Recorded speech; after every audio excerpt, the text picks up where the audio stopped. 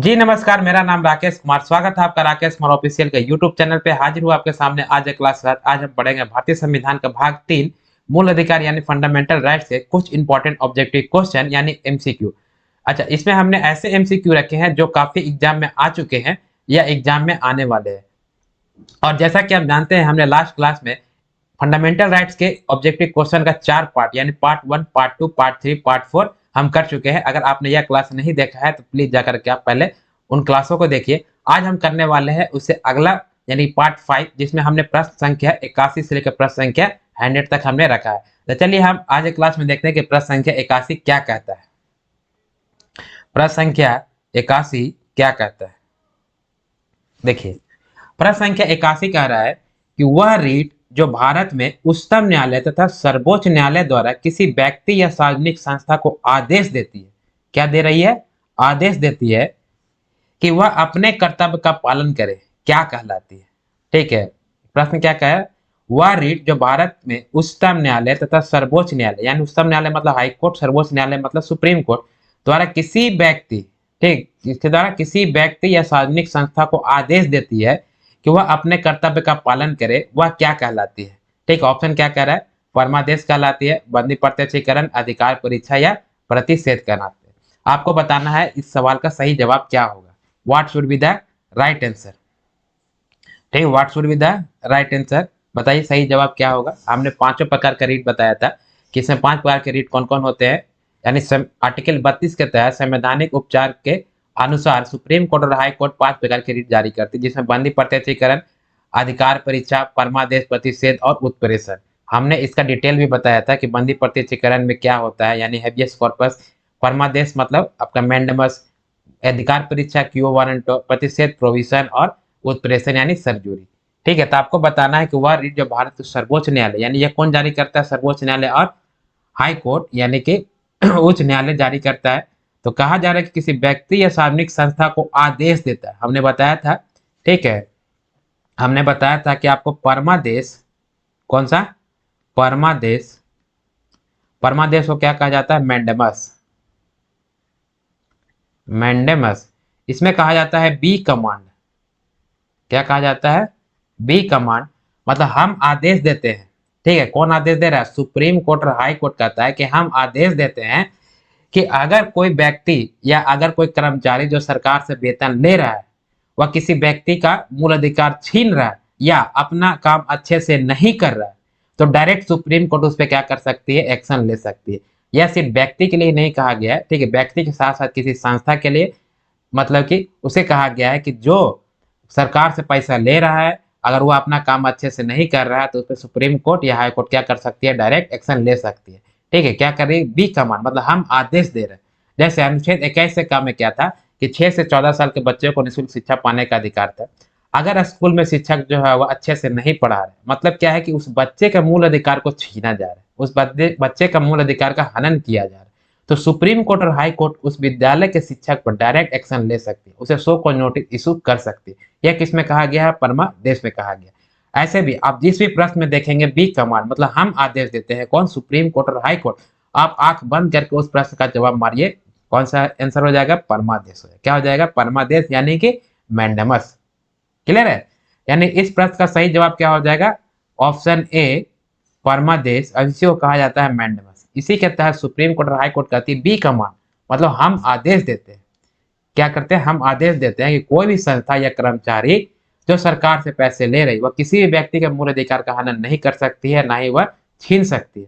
कहने का अर्थ यह है कि अगर वह अपना काम अच्छे से नहीं करती है, यानी कि जिसके लिए वह अपॉइंट किया गया है, तब क्या करेगी? सुप्रीम कोर्ट और हाई कोर्ट डायरेक्ट एक्शन ले सकती है उस व्यक्ति के ऊपर और उस संस्था के ऊपर। क्लियर है? यानी the right answer to this question is option A, परमादेश यानी मैंडेमस होगा। क्लियर है? चलिए अगला प्रश्न देखते हैं। प्रश्न संख्या 82 क्या कहता है? ठीक है, प्रश्न संख्या 82 क्या कहता है? प्रश्न संख्या 82 कह रहा है कि निम्नलिखित में से किस लेख के द्वारा किसी सक्षम न्यायालय द्वारा, ठीक है, किसी सक्षम न्यायालय द्वारा किसी व्यक्ति, किसी व्यक्ति, निगम या निचली अदालत को कोई ऐसा कार्य करने के लिए, देखिए फिर आ गया, कोई ऐसा कार्य करने के लिए आदेश दिया जाता है। ठीक है, कौन से रीट में जो है आदेश दिया जाता था? आप समझ गए होंगे करने के लिए आदेश दिया जाता है कि उसकी कर्तव्य सीमा में आता है और जिसको उन्हें पूरा करना चाहिए। मतलब क्या है, इसमें कह रहा है कि किसी सक्षम न्यायालय यहाँ पे कौन हो जाएगा, सुप्रीम कोर्ट और हाई कोर्ट, ठीक है। वह सक्षम न्यायालय क्या करता है कि आदेश देता है कार्य करने के लिए किसे, व्यक्ति, निगम या निचली अदालत, प्रत्येक को। वह कहता है कि जो उसके कर्तव्य सीमा में आता है, यानी कि जो उसको कार्य दिया गया है, जो उसके कर्तव्य सीमा में आता है, उसे वह पूरा करना है। यह आदेश दे रहा है कौन, हाई कोर्ट और सुप्रीम कोर्ट। तो आपको जवाब मालूम चल गया होगा, बी कमांड मतलब हम आदेश देते हैं, ठीक है। ऑप्शन क्या कह रहा है, उत्प्रेषण मतलब सर्जरी, परमादेश मैंडेमस, निषेधाज्ञा, ठीक है। ये किसी प्रकार का रीट होता ही नहीं, क्योंकि हमने बताया था 5 प्रकार का रीट होता है। कौन कौन सा, बंदी प्रत्यक्षीकरण, परमादेश, अधिकार परीक्षा, प्रतिषेध और उत्प्रेषण। जिसे अंग्रेजी में habeas corpus, mandamus, quo warranto, provision और सर्जुरी कहा जाता है, ठीक है। बंदी प्रत्यक्षीकरण मतलब हैबियस कॉर्पस। आपको बताना है सही जवाब क्या होगा। यानी प्रश्न क्या कह रहा था कि किसी न्यायालय यानी कि सर्वोच्च न्यायालय और उच्चतम न्यायालय के द्वारा किसी व्यक्ति, निगम या निचली अदालत को कोई ऐसा कार्य करने के लिए आदेश देता है, मतलब कमांड देता है। कौन, सुप्रीम कोर्ट और हाई कोर्ट। और वह कहता है कि जो जिसके कर्तव्य सीमा में आता है उन्हें वो पूरा करना चाहिए। यह किस रेट के तहत कहा गया है, आपको बताना है सही जवाब, ठीक है। देखिए इसमें क्या है, हमने बताया था परमादेश, ठीक है। क्या है, परमादेश मतलब मैंडेमस, मैंडेमस। इसी के तहत कहा गया है बी कमांड। क्या कहा गया है, बी कमांड मतलब हम आदेश देते हैं। क्लियर है, किसको आदेश दिया जा रहा है, कर्मचारी को, संस्था को, निचली अदालत को।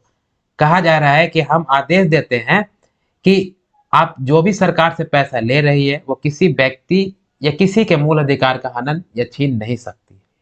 और वह अपना काम अगर अच्छे से नहीं कर रही, मतलब जिस उसके कर्तव्य सीमा में जो आता है उन्हें वह पूरा करना चाहिए। या किसमें कहा गया है, परमादेश में कहा गया। यानी the right answer to this question is, क्या हो जाएगा, ऑप्शन बी। क्लियर है, क्या हो जाएगा, ऑप्शन बी। अच्छा, उत्प्रेषण में क्या था, अच्छा और ऑप्शन में देखते हैं क्या बोल रहा है। उत्प्रेषण में था आपका, उत्प्रेषण का मतलब क्या था, टू बी सर्टिफाई मतलब सर्जरी, इस अंग्रेजी में हम सर्जरी कहते हैं। इसमें कहा गया कि निचली अदालत के किसी मुकदमे के फैसले को अगर रद्द कर दिया जाता है, ठीक, क्या किया जाता है, निचली अदालत यानी डिस्ट्रिक्ट कोर्ट और हाई कोर्ट ये किसी मुकदमे के अगर फैसला सुना दिया और उस फैसले को रद्द कर दिया जाता है, और उसे कहा जाता है कि आप ऊपरी अदालत के द्वारा कहा जाता है कि आप इसे ऊपरी अदालत में ट्रांसफर कर दीजिए मुकदमे को, तो इसे कहते हैं हम उत्प्रेषण या सर्जरी कहा जाता है। क्लियर, जैसे आपका इलाहाबाद हाई कोर्ट का मामला था एक बाबरी मस्जिद का, उसमें इलाहाबाद हाई कोर्ट ने फैसला सुना दिया, सुप्रीम कोर्ट ने कहा कि जो आपने फैसला सुनाया है, सुप्रीम कोर्ट ने उस फैसले को रद्द कर दिया, तो इसे क्या कहा गया, सर्जरी कहा गया। और इलाहाबाद हाई कोर्ट को कहा गया कि आप इस मुकदमे को हमारे पास यानी उच्च न्यायालय के पास आप भेज दीजिए, हम इसमें फिर से सुनवाई करेंगे और फिर से हम फैसला सुनाएंगे। तो अगर किसी निचली अदालत के किसी मुकदमे के फैसले को अगर रद्द कर दिया जाता है ऊपरी अदालत के द्वारा, तो उसे हम कहते हैं उत्प्रेषण या सर्जरी। क्लियर है। अच्छा, निषेधाज्ञा तो ये किसी प्रकार का रीट होता ही नहीं है। बंदी प्रत्यक्षीकरण में क्या था, हमने बताया था कि अगर किसी व्यक्ति को पुलिस गिरफ्तार करती है तो 24 घंटे के अंदर उसे कोर्ट में पेश करना होता है। अगर वह पुलिस अपराधी को 24 घंटे के अंदर कोर्ट में पेश नहीं करती है तो अपराधी के परिवार वाले वकील को लेकर के सीधा सुप्रीम कोर्ट और हाई कोर्ट में जा सकते हैं। क्लियर है। फिर आपका सुप्रीम कोर्ट के जज उस अपराधी के साथ साथ पुलिस को ही बुलाएगी। पहले तो अपराधी का निपटाएगी, अगर अपराधी का केस अगर छोटा होता है तो उसे हम बेल यानी जमानत दे देते हैं, और अपराधी का केस अगर बड़ा होता है तो उसे जुडिशियल कस्टडी यानी कि जेल में डाल देती है। उसके बाद पुलिस को पूछा जाता है कि आपने इसके मूल अधिकार का हनन किया है यानी छीना है। कैसे, जैसे आर्टिकल 22 में हमने बताया था गिरफ्तारी से संरक्षण सॉरी, प्रिवेंशन अगेंस्ट अरेस्ट, उसमें दंडात्मक और निषेधात्मक में था। दंडात्मक में कहा गया था कि अब पुलिस किसी व्यक्ति को गिरफ्तार करती है तो सबसे पहले उसको वारंट दिखाना होगा। वारंट दिखाने के बाद जब गिरफ्तार कर लेगी, फिर उसको गिरफ्तार करने के बाद 24 घंटे के अंदर कोर्ट में पेश करना होता है जज के सामने। अच्छा, 24 घंटे के ये ड्यूरेशन में यातायात का समय, छुट्टी का समय काउंट नहीं होता। उसके बाद उसको दिया जाता है वकील, यानी कि वारंट 24 घंटे के अंदर आपको जज के पास लेके जाना है और वकील आपको फिर दिया जाएगा। यानी कि ये 3 प्रकार के जो है अधिकार दिए गए हैं किसी भी अपराधी को आर्टिकल 22 के तहत। और यहाँ पर 24 घंटे के अंदर अगर कोर्ट में पेश नहीं करता है तो उस पुलिस वाले के ऊपर जज जो है क्या कर सकते हैं, कार्रवाई कर सकते हैं। या किसमें कहा कि बंदी प्रत्यक्षीकरण, इसे अंग्रेजी में कहा जाता है हैबियस कॉर्पस। इसका मतलब होता है you may have the body, मतलब आप अपराधी के पूरे शरीर के साथ आइए। क्लियर है, क्लियर है। यानी इस प्रश्न का सही जवाब क्या था, परमादेश। ठीक है, परमादेश के तहत ही कहा गया किसे किसे व्यक्ति, निगम और निचली अदालत को आदेश दिया गया। क्या आदेश दिया गया कि उसकी कर्तव्य सीमा में जो आता है उन्हें पूरा करना चाहिए, मतलब बी कमांड। क्लियर है। चलिए अगला प्रश्न देखते हैं, प्रश्न संख्या 83 क्या कहता है। देखिए प्रश्न संख्या 83 कह रहा है कि एक ऐसी याचिका, क्या है, एक ऐसी याचिका जो न्यायपालिका द्वारा जारी की जाती है। न्यायपालिका यहाँ पे कौन हो जाएगा, न्यायपालिका यहाँ पर हो जाएगा आपका हाई कोर्ट और सुप्रीम कोर्ट। क्लियर, यानी न्यायपालिका के द्वारा जारी किया जाता था, जिसमें कार्यपालिका को कहा जाता है। किसमें, कार्यपालिका को कहा जाता है। कार्यपालिका में कौन कौन आ जाएंगे, जो कानून को एग्जीक्यूट करते हैं उसे हम कार्यपालिका कहते हैं। कार्यपालिका में आ जाएंगे आपके मंत्री, सचिव, कर्मचारी, अधिकारी। क्लियर है। यानी कि जो, देखिए इसमें हमने बताया था 3 प्रकार का, एक विधायिका, एक कार्यपालिका, एक न्यायपालिका। विधायिका का काम होता है कानून को बनाना। क्लियर है। और कार्यपालिका मतलब एग्जीक्यूटिव का काम होता है कानून को लागू कराना। तो कार्यपालिका में कौन आ जाएंगे, कर्मचारी, अधिकारी, सचिव और उस विभाग के मंत्री किस में आ जाएंगे, कार्यपालिका में। तो कहा रहा है कि न्यायपालिका द्वारा जारी किया जाता है और कार्यपालिका को कहा जाता है, क्या कहा जा रहा है भाई, कि वह यह कार्य करे, ठीक है, जो उसे प्राप्त शक्तियों के अंतर्गत करना चाहिए था। ठीक है, उस रीट को क्या कहा जाता है, क्या बोल रहा है कि वह यह कार्य करे जो प्राप्त शक्तियों के अंतर्गत, ठीक है, प्राप्त शक्तियों के अंतर्गत करना चाहिए था। यानी कि अगर एक स्कूल या विद्यालय में एक शिक्षक को अपॉइंट किया गया है, एक शिक्षक को जॉब दिया गया है, तो अगर वह शिक्षक अपना काम, मतलब उसका शक्ति क्या है, मतलब पढ़ाना, अगर वह पढ़ा नहीं रहा, ठीक है, तो उसके ऊपर सुप्रीम कोर्ट या हाई कोर्ट जो है क्या कर सकती है, डायरेक्ट एक्शन ले सकती है। तो कार्यपालिका यानी शिक्षक यानी कर्मचारी है, तो वो किसके अंदर में आएगा, कार्यपालिका के अंदर में। ठीक है, तो न्यायपालिका के द्वारा कार्यपालिका को कहा जा रहा है कि वह यह कार्य करे जिन्हें या उसे प्राप्त शक्तियों के अंतर्गत करना चाहिए था। उस याचिका या रीट को क्या कहा जाता है, आपको बताना है। ऑप्शन क्या है, हैबियस कॉर्पस, मैंडेमस, प्रोहिबिशन, ठीक है, या क्यू वारंटो। क्यू वारंटो मतलब अधिकार परीक्षा, प्रोहिबिशन मतलब प्रतिषेध, मैंडेमस मतलब परमादेश और हैबियस कॉर्पस मतलब बंदी प्रत्यक्षीकरण। आपको बताना है सही जवाब क्या होगा, what should be the right answer. ये हमने बताया भी है, अभी पीछे का प्रश्न में हमने इसके बारे में डिस्कशन किया था। आपको बताना है सही जवाब क्या होगा, what should be the right answer. देखिए हमने कहा था रीट जो है परमादेश, कौन सा देश, परमादेश। परमादेश मतलब मैंडेमस, ठीक है, मैंडेमस का मतलब होता है कि वी कमांड, मतलब हम आदेश देते हैं। कौन आदेश देता है, न्यायपालिका यानी सर्वोच्च न्यायालय और हाई कोर्ट। वह किसके लिए देता है, ठीक, कार्यपालिका के लिए। ऐसे भी हमने बताया था बंदी प्रत्यक्षीकरण, परमादेश और अधिकार परीक्षा, ये तीनों रीट जो है वह कार्यपालिका के लिए होती है, जबकि प्रतिषेध और उत्प्रेषण जो है यह होता है आपको अदालत के लिए। इस पे लोगों का कोई लेना देना नहीं होता है। तो यानी कि परमादेश में कहा गया है वी कमांड, ठीक है, क्या कहा गया है, वी कमांड मतलब हम आदेश देते हैं। क्या आदेश देता है कि जो, मतलब यह कार्य करे उसे प्राप्त शक्तियों के अंतर्गत करना चाहिए था। मतलब जिसका जो कार्य दिया गया है वह अगर अपना काम सही से नहीं करता है, तब सुप्रीम कोर्ट और हाई कोर्ट क्या कर सकती है, अगर परमादेश के तहत वह रीट जारी की हुई है, परमादेश के तहत उसे सो कॉज नोटिस इशू कर सकते हैं, उसे सवाल पूछ सकते हैं कि आपने यह आपके लिए जो आपको जिसके लिए अपॉइंट किया गया था आपने वह काम अच्छे से क्यों नहीं किया। क्लियर है। जैसे टीचर को पढ़ाना काम था, अगर वो पढ़ा नहीं रहा है तो व्यक्ति के मूल अधिकार का हनन कर रहा है, और उसका काम है पढ़ाना, अगर वो अच्छे से पढ़ाता नहीं है तो उस शिक्षक को जो है सुप्रीम कोर्ट और हाई कोर्ट क्या कर सकती है, सो कॉज नोटिस इशू कर सकती है। क्लियर है। यानी the right answer to this question is, क्या हो जाएगा, ऑप्शन बी, ठीक है, मैंडेमस। क्या हो जाएगा, ऑप्शन बी, मैंडेमस। क्लियर है, क्लियर है। अच्छा और क्या है ऑप्शन में, हैबियस कॉर्पस मैंने अभी डिस्कशन किया कि पुलिस को क्या करना है, अपराधी को अगर पकड़ा है तो 24 घंटे के अंदर कोर्ट में पेश करना होता है, नहीं तो उसके ऊपर कार्रवाई होगी। प्रोविजन मतलब कोई निचले अदालत में मुकदमा चल रहा है जो उसके अधिकार में नहीं है, उसे रोक देना क्या कहलाता है, प्रोविजन प्रतिषेध। और फिर कहा जाता है ठीक है तुम रोक दो उसको और उसको ऊपरी अदालत में ट्रांसफर कर दो, प्रोविजन। क्यू वारंटो मतलब जो जिसके लिए वह योग्य नहीं है, मतलब कोई भी सरकारी कर्मचारी जिसके लिए वह योग्य नहीं है, अगर वो अपना काम करने लगे तो उसे हम कहते हैं अधिकार परीक्षा या क्यू वारंटो। क्लियर है। चलिए अगला प्रश्न देखते हैं, प्रश्न संख्या 84 क्या कहता है। अच्छा हम जो डिस्कशन कर रहे हैं, अगर आपको फिर भी थोड़ा बहुत भी जो डाउट रह जा रहा है वो प्लीज हमारे कमेंट बॉक्स में आप कमेंट कीजिए कि क्या मतलब हम नहीं बता पा रहे हैं और क्या मुझे और बताना चाहिए। क्लियर है। अच्छा, आपने अगर हमारा क्लास जो है नहीं देखा है तो आप राकेश कुमार ऑफिशियल 1998 यूट्यूब में सर्च कीजिए। सर्च करने के बाद हमारे प्लेलिस्ट भारतीय संविधान का एक प्लेलिस्ट बना हुआ है, उसमें मैंने डिटेल एक्सप्लेनेशन किया है, पर मतलब आर्टिकल वाइज एक्सप्लेनेशन, ठीक है। और हमने समझाने की कोशिश किया है मतलब आम बोलचाल के भाषा में कि किस आर्टिकल में क्या लिखा है, किस आर्टिकल का क्या अर्थ है, किस आर्टिकल से कैसे प्रश्न पूछे जाते हैं एग्जाम में, वो सारा डिस्कशन हमने क्लास में किया है।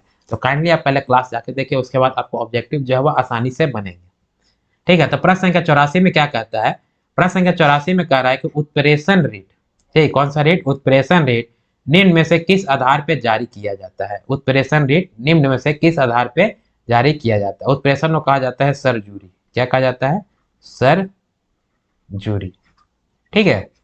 यानी उत्प्रेषण रेट किस आधार पर जारी किया जाता है, ऑप्शन क्या कहता है देखते हैं।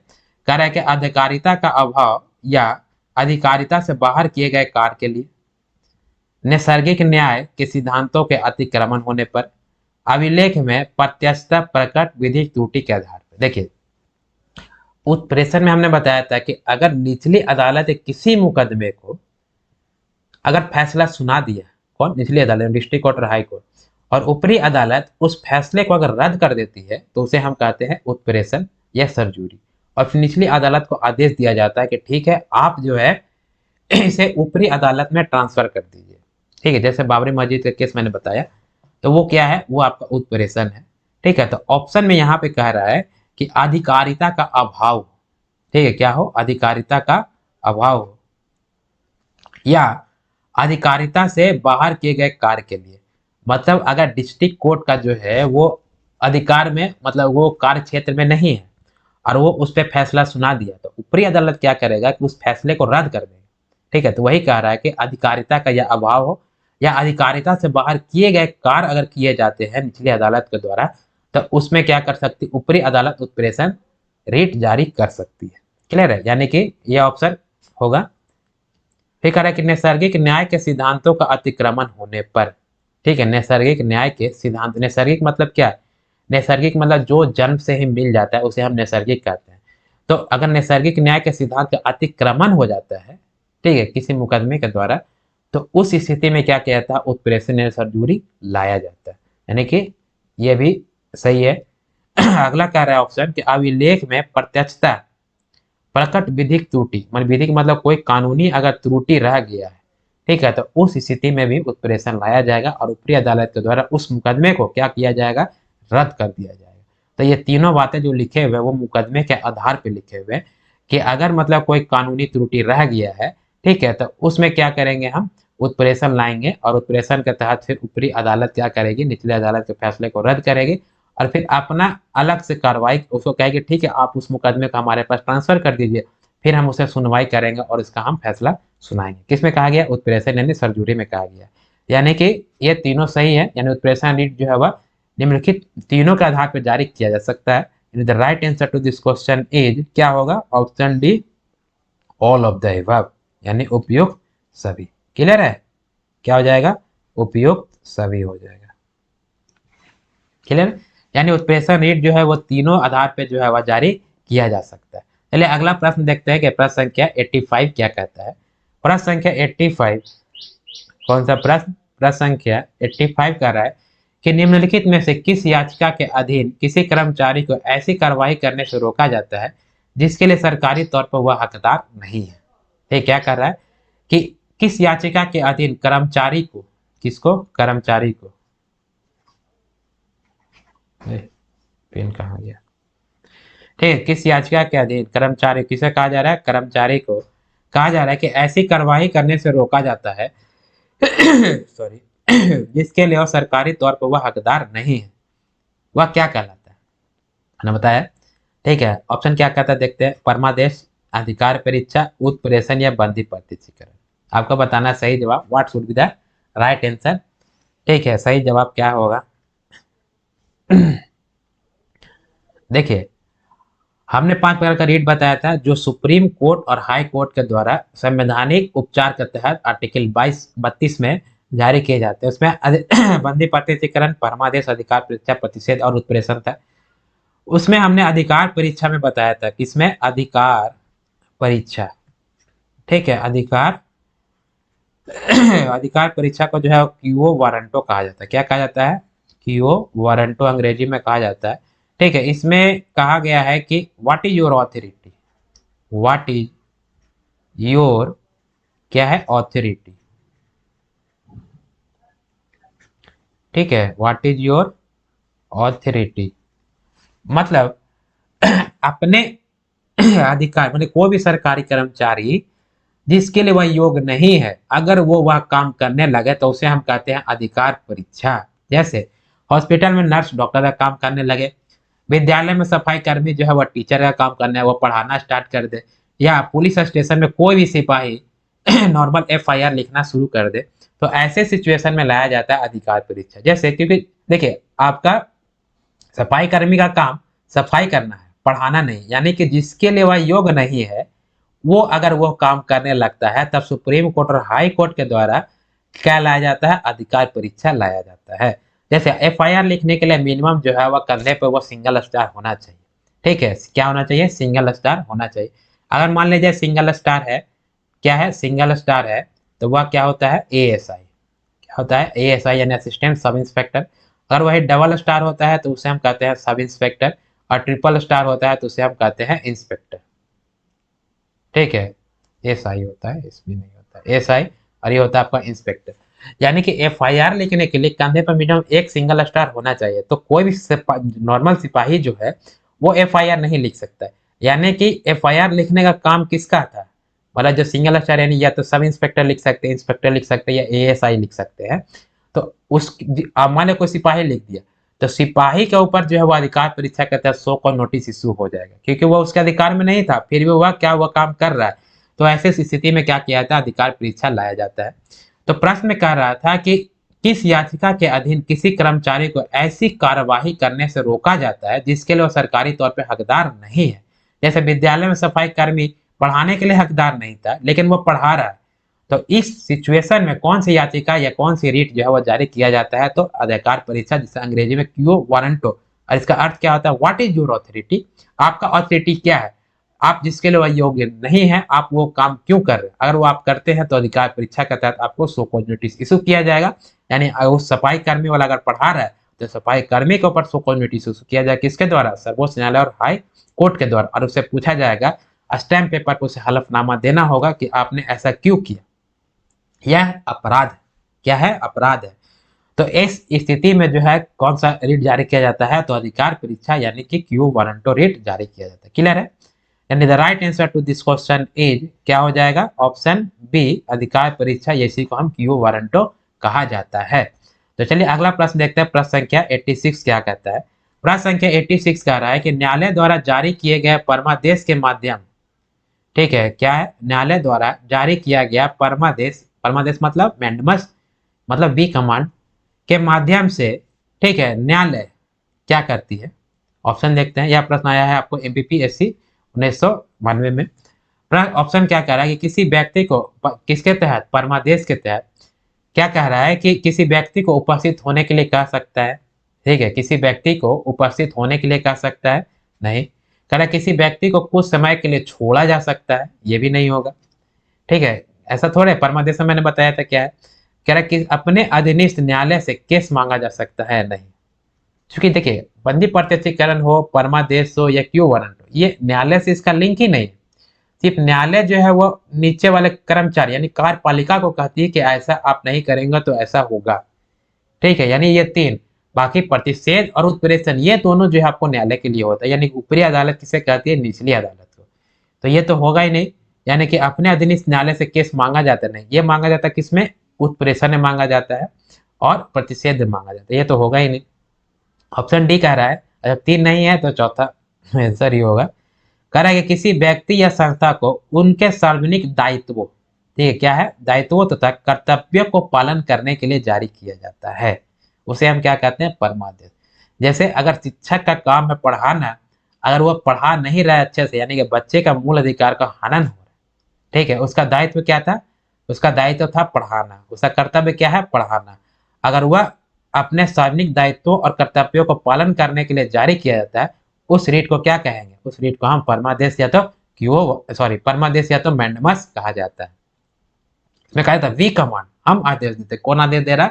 न्यायालय आदेश दे रहा। न्यायालय मतलब कौन सा? डिस्ट्रिक्ट कोर्ट नहीं, हाई कोर्ट और सुप्रीम कोर्ट वह आदेश देता है। किसे? कार्यपालिका। कहा जाता है कि किसी कोई भी कर्मचारी जो सरकार से वेतन ले रहा है वह किसी व्यक्ति का क्या कर सकता है? मूल अधिकार नहीं छीन सकता। यानी जिसके लिए वह उसका जो दायित्व है या कर्तव्य है उसको पालन करना है। किसमें कहा गया? परमादेश में कहा गया। यानी the right answer to this question is क्या हो जाएगा? ऑप्शन डी हो जाएगा। क्लियर? अगला प्रश्न देखते हैं। प्रश्न संख्या 87 क्या कहता है? प्रश्न संख्या 87 कहता है कि कौन, देखिए अभी जो है वो आर्टिकल 12 से लेकर के आर्टिकल 32 तक लगभग लगभग सब प्रश्न खत्म हो गए। अभी जो है मिक्स टाइप का प्रश्न आएगा। तो देखिए इसमें 87 में कह रहा है कि कौन मूल अधिकार के अंतर्गत नहीं आता है। ठीक है, हमने बताया था मूल अधिकार कितने प्रकार के? 7। ऑप्शन देखते हैं क्या कह रहा है। कह रहा है कि स्वतंत्रता का अधिकार मूल अधिकार में नहीं है, समानता का अधिकार मूल अधिकार में नहीं है, संपत्ति का अधिकार मूल अधिकार में नहीं, शोषण के विरुद्ध अधिकार मूल अधिकार नहीं। This question is very very important because यह प्रश्न आपको यूपीपीसीएस 1990 में भी आया है और 1994 में भी आया है। ऐसे ही प्रश्न आपको हल्के हल्के एग्जाम में आते हैं। ठीक है, देखिए हमने बताया था कि आपको मूल अधिकार की संख्या कितनी है? 7। जब संविधान लागू हुआ था। अभी वर्तमान में कितनी है? 6। कितनी है? 6। जिसमें समानता का अधिकार, ठीक है, समानता का अधिकार पहला था। समानता का अधिकार जो है अनुच्छेद कहाँ से कहाँ तक था? अनुच्छेद 14 से 18। अनुच्छेद 14 से 18 हम पूरा लिखेंगे नहीं, अच्छा लिख देते हैं। पहला क्या था?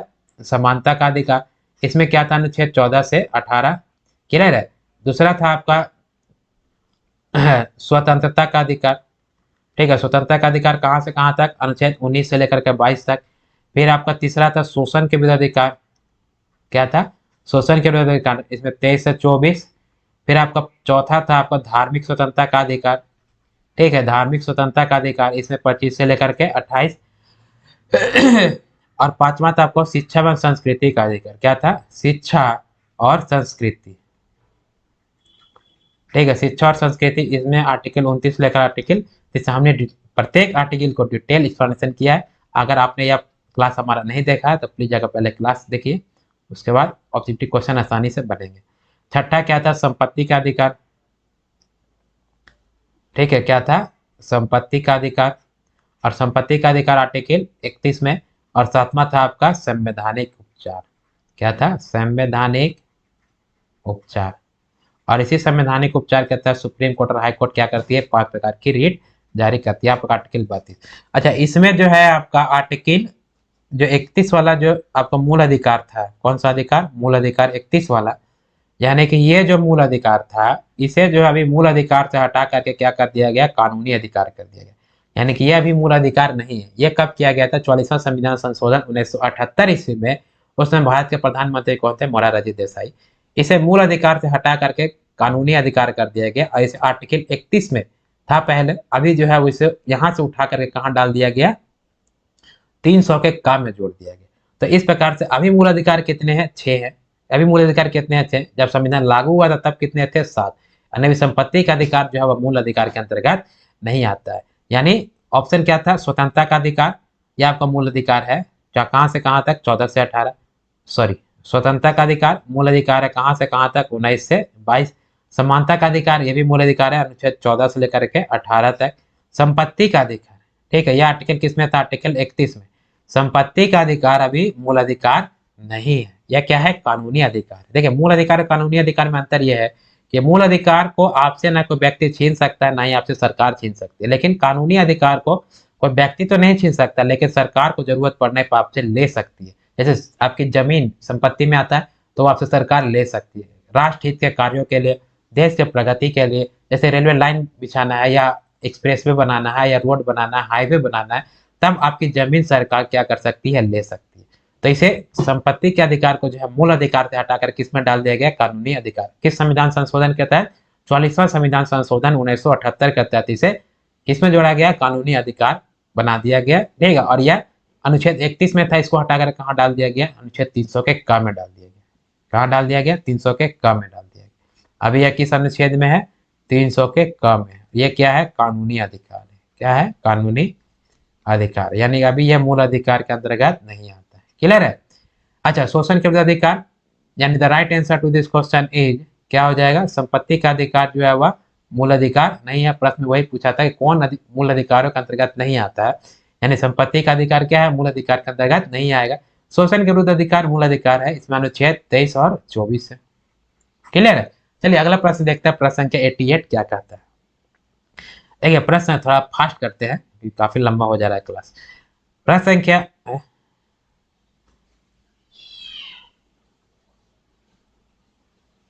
87 के बाद, अच्छा यहाँ 43 नहीं होगा, ये आपका ये है 87, तो ये हो जाएगा आपका 88 हो जाएगा।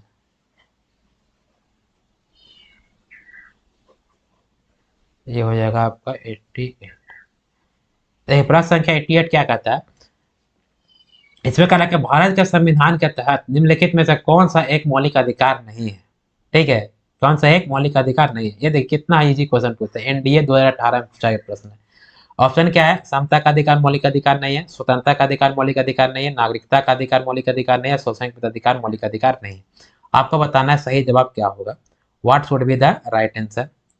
ठीक है, what should be the right answer. देखिए हमने अभी लास्ट के प्रश्न में बताया कि हमारे पास मौलिक अधिकार कितने हैं, 7 है। समता का अधिकार, समानता का अधिकार, स्वतंत्रता का अधिकार, शोषण के विरुद्ध अधिकार, धार्मिक स्वतंत्रता का अधिकार, ठीक है, शिक्षा और संस्कृति का अधिकार, संपत्ति का अधिकार मूल अधिकार नहीं है अभी, और संवैधानिक उपचार, यानी 6 हमारे मूल अधिकार हैं।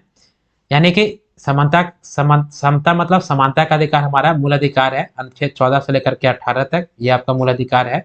यानी कि ये यहाँ पूछ रहा है नहीं है, क्या पूछ रहा है, नहीं है, तो आपको नहीं है, जो नहीं है वो आपका आंसर सही जवाब होगा। तो प्रश्न सही से आप ध्यान से पढ़ेंगे। फिर कह रहा है स्वतंत्रता का अधिकार, ये भी हमारा मूल अधिकार है, कहाँ से कहाँ तक, तो 19 से लेकर के 22 तक। अच्छा, ये नागरिकता का अधिकार हमारा मूल अधिकार नहीं है, नागरिकता का अधिकार मूल अधिकार के अंतर्गत नहीं आता है, यह आपका अलग से ही इसका संविधान में उल्लेख है। कहाँ पे उल्लेख है, तो भाग 2 में। ठीक है, भाग 2 में क्या है, नागरिकता है। भाग 2 में क्या है, नागरिकता, ये मूल अधिकार के अंतर्गत नहीं आता। इसमें अनुच्छेद कहाँ से कहाँ तक है, तो 5 से लेकर के 11 तक आर्टिकल दिए गए हैं नागरिकता यानी सिटीजनशिप के तहत। तो नागरिकता का अधिकार क्या है, मूल अधिकार के अंतर्गत नहीं आता है। यानी the right answer to this question is क्या हो जाएगा, नागरिकता का अधिकार मूल अधिकार नहीं है। क्लियर है, मूल अधिकार भाग 3 में, जबकि नागरिकता भाग 2 में है, अनुच्छेद 5 से लेकर के 11 तक। ऑप्शन डी कहता है कि शोषण के विरुद्ध अधिकार ये आपको मूल अधिकार है। ठीक है, शोषण के विरुद्ध अधिकार आर्टिकल 23 और आर्टिकल 24। ठीक है, 23 में क्या था, बलात्कार, बेगारी, बंधु मजदूर और मानव तस्करी आपको नहीं कराना है। 24 में जो बच्चे 14 वर्ष से कम आयु के हैं उनको बचाना है ताकि उनका भविष्य खराब ना हो, यानी कि इन्हें बाल श्रम नहीं करा सकते हैं। ठीक है, मैंने बच्चों को काम नहीं कर, किसी कारखाने में आप काम या कोई भी खतरनाक काम आपको नहीं कराना जिसकी उम्र क्या हो 14 वर्ष से कम। इसमें कहा गया आर्टिकल 24, यानी कि 23 और 24 जो है शोषण विरुद्ध अधिकार आपको देता है। यानी इस प्रश्न का सही जवाब क्या हो जाएगा, यानी नागरिकता का अधिकार आपका फंडामेंटल राइट्स नहीं था। चलिए अगला प्रश्न देखते हैं, प्रश्न संख्या 89 क्या कहता है। देखिए प्रश्न संख्या 89 कह रहा है कि संपत्ति के मौलिक अधिकार को कब समाप्त किया गया।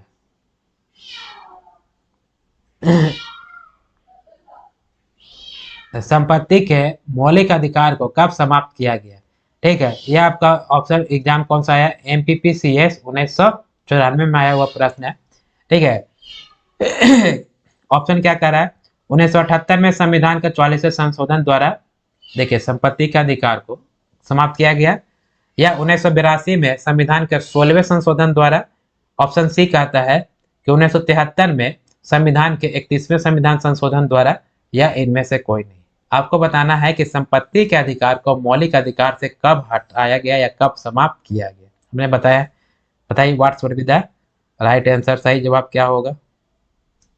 देखिए इसमें कितने प्रकार के मौलिक अधिकार थे, 7, जिसमें संपत्ति के अधिकार को मूल अधिकार से हटा करके, या किसमें कौन सा आर्टिकल में था, पहले जब ये मौलिक अधिकार था तब था आर्टिकल 31 में संपत्ति का अधिकार।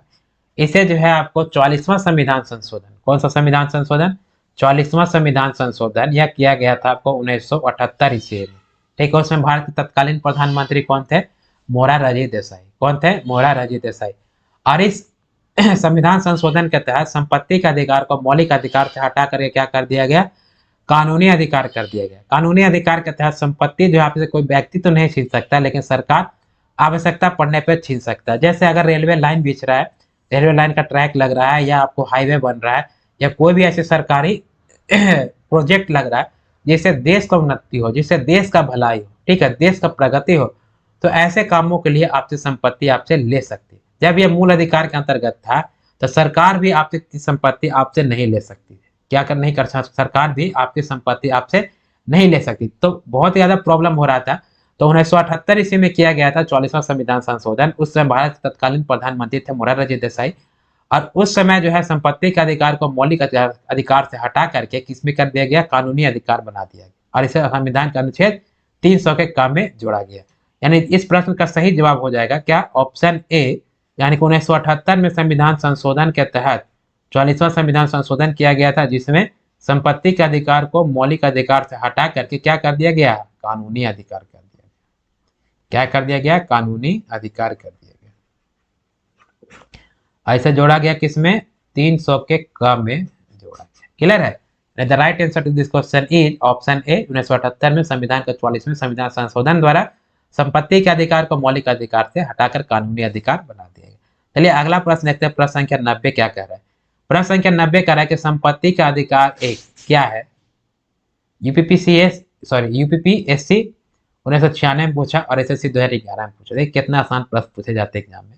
कह रहे कि संपत्ति का अधिकार एक क्या है, मौलिक अधिकार है, नैसर्गिक अधिकार है, वैधानिक अधिकार है, या कानूनी अधिकार है।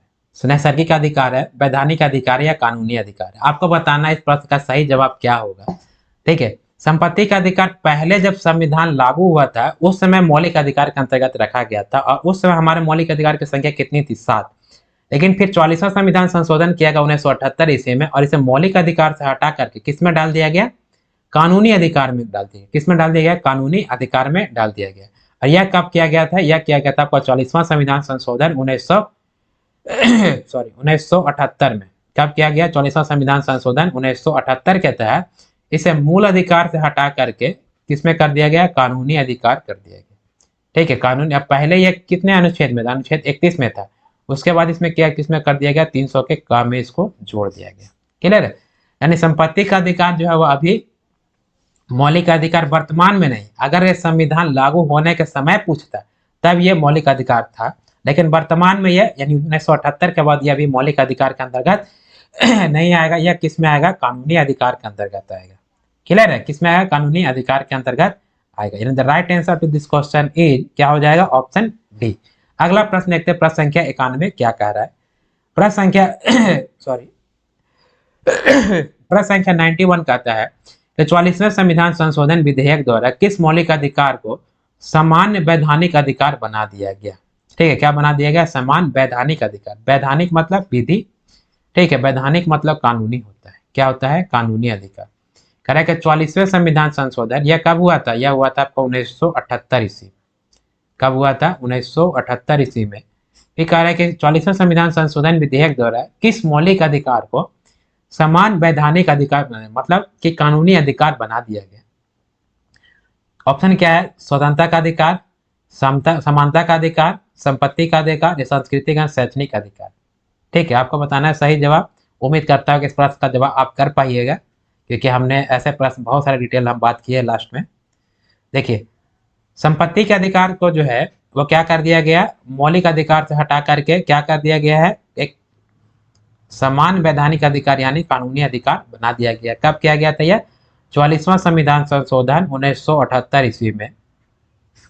उस समय भारत के प्रधानमंत्री कौन थे, तो आपका मोरारजी देसाई साहब थे। क्लियर है। अगला प्रश्न देखते हैं। प्रश्न संख्या 92 क्या कहता है। देखिए प्रश्न संख्या 92, आज हम प्रश्न संख्या 95 तक ही करेंगे, क्योंकि आज थोड़ा सा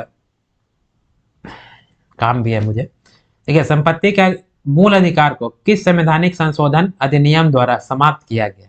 ठीक है, देखिए क्या पूछ के था, संपत्ति के मूल अधिकार को किस संवैधानिक संशोधन अधिनियम द्वारा समाप्त किया गया है, संपत्ति के अधिकार को। ठीक है, ऑप्शन कर रहा है कि 42वें संविधान संशोधन के द्वारा संपत्ति के अधिकार को हटाया गया, 44वें संविधान संशोधन के तहत संपत्ति के अधिकार को हटाया गया, 45वें संविधान संशोधन और 52वें संविधान संशोधन। आपको बताना है सही जवाब। What should be the right answer. देखिए, संपत्ति का अधिकार जब संविधान लागू हुआ था उसमें संपत्ति का अधिकार मूल अधिकार था, फिर आपको 44वां देखिए, संपत्ति का अधिकार मूल अधिकार होने से ना देश में बहुत प्रॉब्लम होने लगा। कैसे? जैसे मान लिया जाए एक्सप्रेसवे बन रहा है या हाईवे बन रहा है, किसी का 1 कट्ठा बीचवा में जमीन आ गया, वो अगर मौलिक अधिकार है तो वो आपसे कोई व्यक्ति भी नहीं छीन सकता और वो आपसे सरकार भी नहीं छीन सकती, क्योंकि उसका रक्षक कौन है? सुप्रीम कोर्ट और हाई कोर्ट। यानी कि अगर मान लिया एक मस्त एक्सप्रेसवे बनते आ रहा है और बीचवा में आपका 1 कट्ठा जमीन आ गया, सरकार बोले कि आपको यह जमीन जो है वो सड़क में जाएगी। चूँकि संपत्ति जमीन जो है संपत्ति के अंतर्गत आता है, तो आप सरकार से कह सकते हैं, यह हमारा मूल अधिकार है, संपत्ति क्या हमारा मूल अधिकार है, हम इसको आपको नहीं देंगे। सरकार ज़बरदस्ती लेगी क्योंकि उसको तो हाईवे एक्सप्रेसवे बनाना है। आपका आप जो है वो आर्टिकल 32 का प्रयोग करके सीधा कहाँ जा सकते हैं? सुप्रीम कोर्ट, या आर्टिकल 226 का प्रयोग करके सीधा कहाँ जा सकते हैं? High court. आप जज को कहेंगे देखिए संपत्ति का अधिकार हमारा था, मूल अधिकार था, सरकार हमसे कैसे छीन रही है? फिर सरकार को जज कहेगी कि आप इसका मन रहेगा तो आपको ये मूल अधिकार के मतलब संपत्ति जो है आपको वो देगा, अगर इसका मन नहीं है तो यह संपत्ति आपको नहीं देगा, क्योंकि यह संपत्ति का अधिकार जमीन संपत्ति में आता है और संपत्ति का अधिकार मूल अधिकार है, और मूल अधिकार को ना ही इसे व्यक्ति छीन सकता है, ना ही आप सरकार छीन सकते हो, क्योंकि इसका रक्षा करने का अधिकार किसके पास होता है? सुप्रीम कोर्ट और हाई कोर्ट के पास होता है। तब उस समय जो है वो सरकार को जो है पीछे हट जाना पड़ता था, और सरकार मतलब अगर बीच में किसी का जमीन है ना, तो जमीन को जो है वो यहाँ से टर्निंग ले लेना है या बीच में घर को छोड़ देना है, इस प्रकार से सड़क बनती है, तो ऐसे अच्छा नहीं लगता था। तो इससे क्या है, देश का डेवलपमेंट रुक रहा था। तो 1978 ईस्वी में किया गया 44वां संविधान संशोधन, ठीक है? उसमें भारत के प्रधानमंत्री मोरारजी देसाई थे, और संपत्ति का अधिकार को मूल अधिकार से हटाकर किस में डाल दिया गया? कानूनी अधिकार में डाल दिया गया। यानी कि संपत्ति अब जो है आपको कोई व्यक्ति तो छीन नहीं सकता, लेकिन सरकार की जरूरत पड़ने पर आपसे ले सकती है, ठीक है? यानी कि संपत्ति के अधिकार को मूल अधिकार से कब हटाया गया, ठीक है? तो 44वें संविधान संशोधन, कौन संविधान संशोधन? 44वें संविधान संशोधन 1978 ईस्वी में। क्लियर है? यानी right answer to this question is क्या हो जाएगा? Option B. अगला प्रश्न देखते हैं, ऑप्शन 93 क्या कहता है? कह रहे कि निम्नलिखित में से कौन सा मौलिक अधिकार नहीं है, ठीक है? सेम टाइप क्वेश्चन रिपीट हो रहा है, ठीक है? सिर्फ तरीका अलग है और अलग अलग एग्जाम में आए हुए, इसलिए मैंने यह प्रश्न डाला है।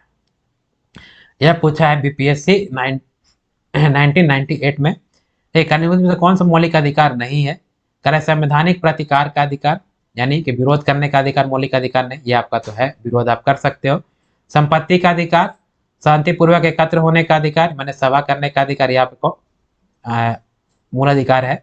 या देश भर में आज़ादी के साथ आने जाने का अधिकार, ठीक है? यानी भ्रमण करने का अधिकार। आपको बताना सही जवाब क्या होगा, what should be the right answer. देखिए अगर देखा जाए, ठीक है, पूछ रहा है कि मौलिक अधिकार नहीं है, क्या पूछ रहा है? नहीं है। देखिए संवैधानिक प्रतिकार का, प्रतिकार मतलब क्या होता है? विरोध।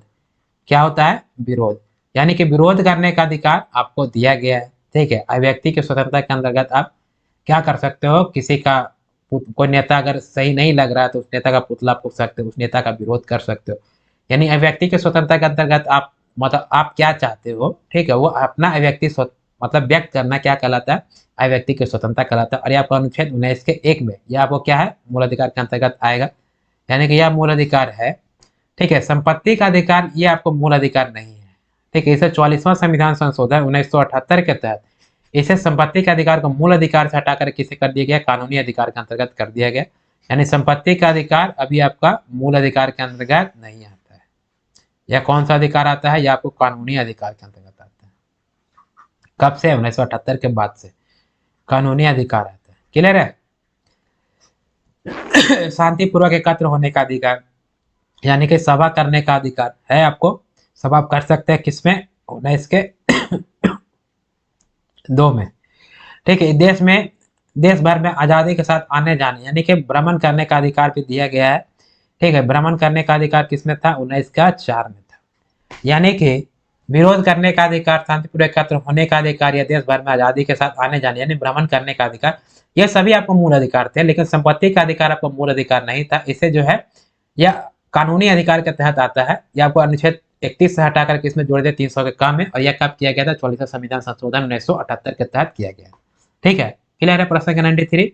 चलिए अगला देखते हैं, प्रश्न संख्या 94 क्या कहता है?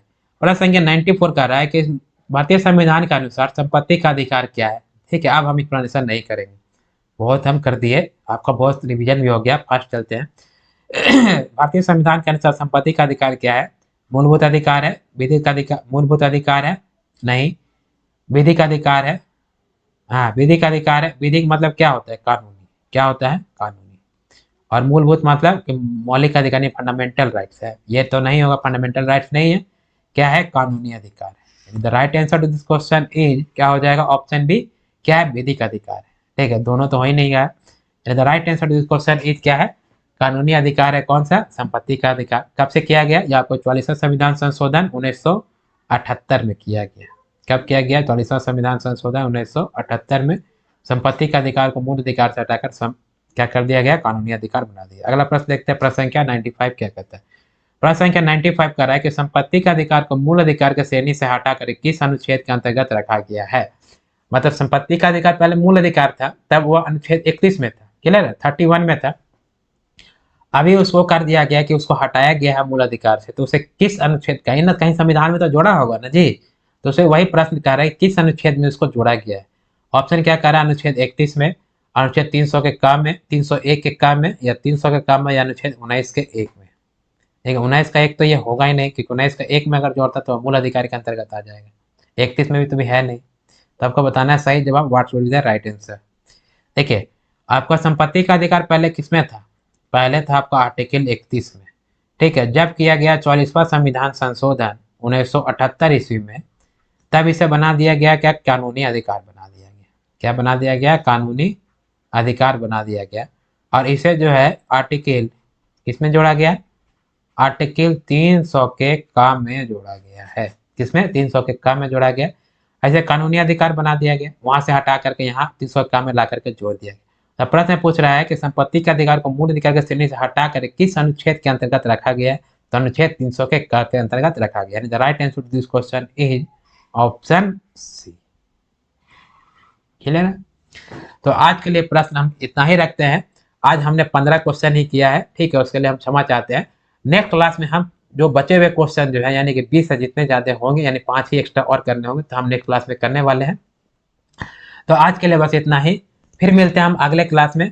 ठीक है, आपका ये पार्ट 5 कंप्लीट हो गया, यानी कि part 1, part 2, part 3, part 4, part 5। आज का क्लास था पार्ट 5। अगला करेंगे हम पार्ट 6 में, जिसमें आपको पूरा फंडामेंटल राइट का ऑब्जेक्टिव क्वेश्चन आपका समाप्त हो जाएगा। ठीक है, तो फिर मिलते हैं हम अगले क्लास में। अगर मेरे चैनल को सब्सक्राइब नहीं किया है तो चैनल को सब्सक्राइब कीजिए, बेल आइकन को दबाइए। ठीक है, बेल आइकन, ताकि आपके पास नोटिफिकेशन पहुंच सके। अगर क्लास आपको अच्छा लग रहा है तो क्लास को लाइक कीजिए, अच्छा नहीं लग रहा है तो डिसलाइक कीजिए। फिर मिलते हैं हम अगले क्लास में, तब तक के लिए जय हिंद, जय भारत, नमस्कार।